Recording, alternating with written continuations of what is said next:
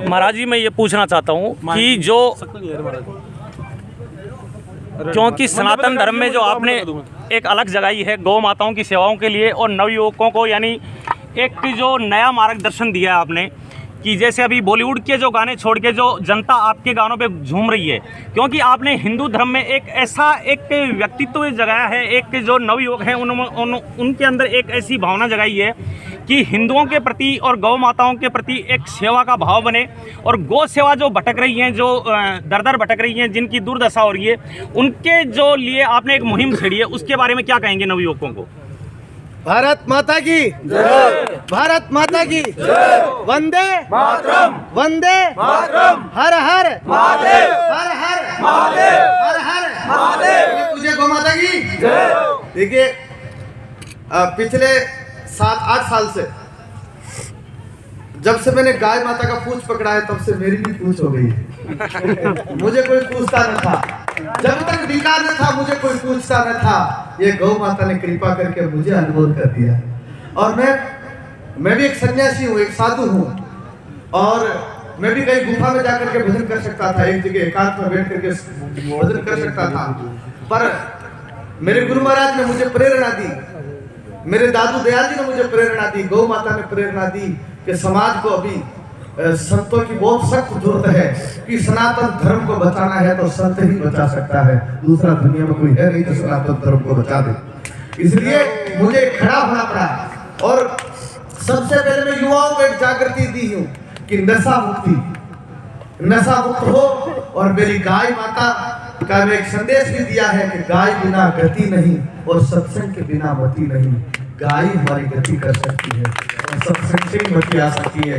ये जो लोग दुर्व्यसनों में पड़ रहे थे, तरह तरह के नशे चल रहे हैं, इस देश को खोखला करने में बड़े बड़े षड्यंत्र लगे हुए हैं। इस देश को डुबोने में जिन लोगों का हाथ है, इसलिए ऐसे में जिनका नाम नहीं ले सकता, पर मैं ये कहता हूँ कि सनातन धर्म में संतों की कमी नहीं है। कई संत आज भी तपस्या कर रहे हैं गौ को बचाने के लिए।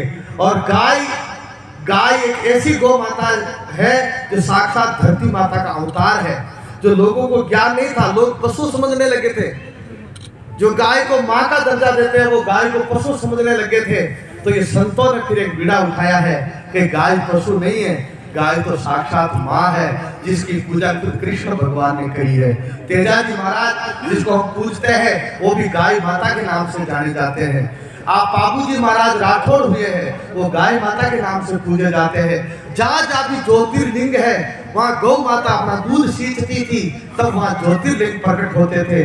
तो जितने भी 12 ज्योतिर्लिंग जो भारत देश में है वो भी गाय माता की वजह से है।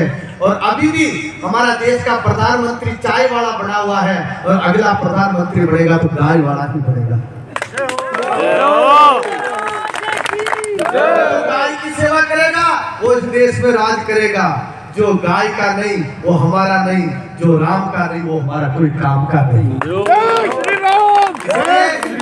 और हम जैसे युवा साधुओं को ही खड़ा होना पड़ेगा तो ही युवा हमारी तरफ आएंगे। और ये युवा नशा से दूर होकर के और गौ सेवा में, राष्ट्र सेवा में लगे, यही हमारा ध्येय है। इसलिए मैंने सारा ऐसो आराम छोड़ करके और रात और दिन गाय के लिए जागना और गाय के लिए भागने का संकल्प लिया है।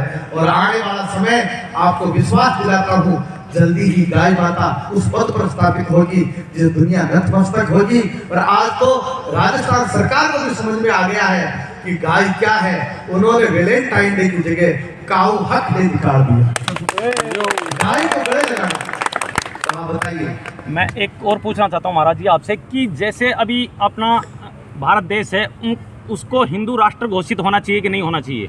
क्योंकि सुदर्शन न्यूज़ चैनल के जो ओनर हैं सुरेश जी चौहान के, वो इसके ऊपर रात और दिन मेहनत कर रहे हैं, क्योंकि भारत है वो हिंदू राष्ट्र घोषित होना चाहिए नहीं होना चाहिए? ये भारत हिंदू राष्ट्र ही था और हिंदू राष्ट्र ही है और हिंदू राष्ट्र ही रहेगा। लेकिन उन लोगों के दिमाग में अब तक भी उनको पता नहीं है कि ये हिंदू राष्ट्र नहीं है। ये उन लोगों की गलतफहमी निकालने के लिए एक ठप्पा लगाना जरूरी है।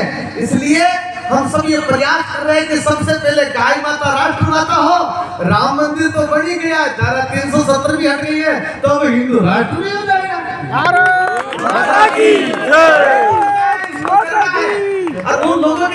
अंदर कीड़ा चल रहा है कि हिंदू राष्ट्र नहीं है, हिंदू राष्ट्र नहीं है। उनका कीड़ा बाहर निकलते ही ये तो हिंदू राष्ट्र की। एक महाराज जी, जो युवाओं में आपका एक नया क्रेज बना है, उसके बारे में युवाओं को क्या संदेश देना चाहेंगे? युवाओं से यही प्रार्थना करूंगा कि आप मेरे से सबसे जुड़ रहे हो, मुझे बहुत प्रसन्नता है, लेकिन बात ये मेरी हृदय से प्रार्थना रहेगी कि आप नशा मुक्त हो जाओ और एक ही नशा हो, राष्ट्र सेवा, माता पिता की सेवा, गरीब की सेवा, गौ माता की सेवा।